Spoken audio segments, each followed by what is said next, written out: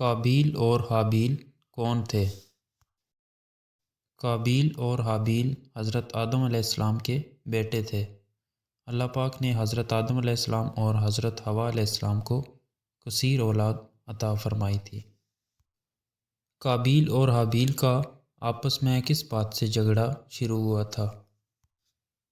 حضرت آدم علیہ السلام اور حضرت حوا علیہ السلام کے ہاں ہر بار ایک بیٹا اور ایک بیٹی پیدا ہوتے تھے، اور انہیں یہ حکم تھا کہ ہر لڑکے کی شادی دوسرے لڑکے کے ساتھ ہونے والی لڑکی سے کریں۔ حابیل نے قابیل کی بہن سے نکاح کرنے کا ارادہ کیا۔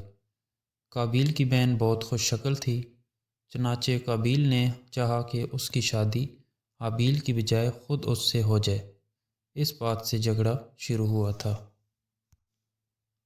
حضرت آدم علیہ السلام نے اس موقع پر قابیل کو کیا کہا تھا؟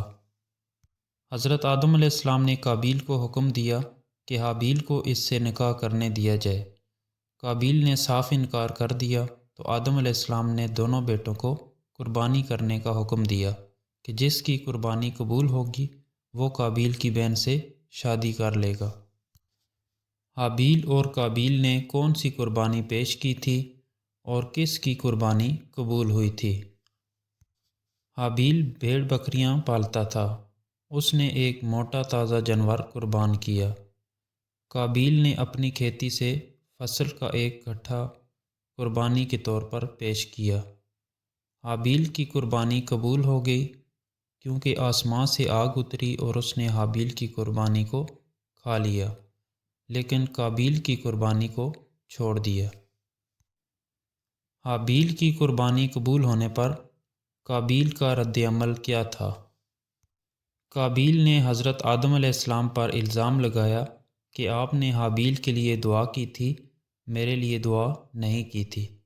اس کے بعد تنہائی میں قابیل نے حابیل کو نقصان دینے کی دھمکی دی۔ قابیل نے حابیل کو کیسے قتل کیا تھا؟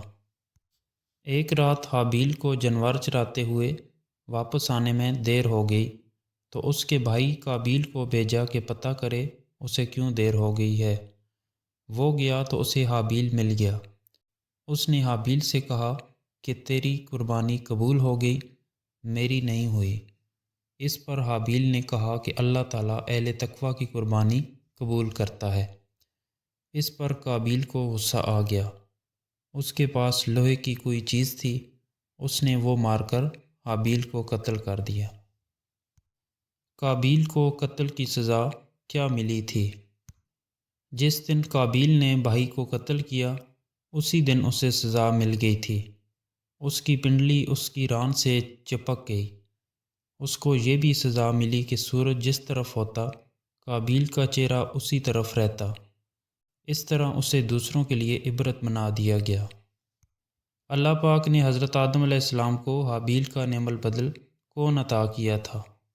اللہ پاک نے اس واقعہ کے بعد حضرت آدم علیہ السلام اور حضرت حوا علیہ السلام کو ایک اور بیٹا عطا کیا، تو حضرت حوا علیہ السلام نے اس کا نام شیث رکھا اور فرمایا کہ اللہ پاک نے مجھے حابیل کا نعم البدل عطا فرما دیا ہے۔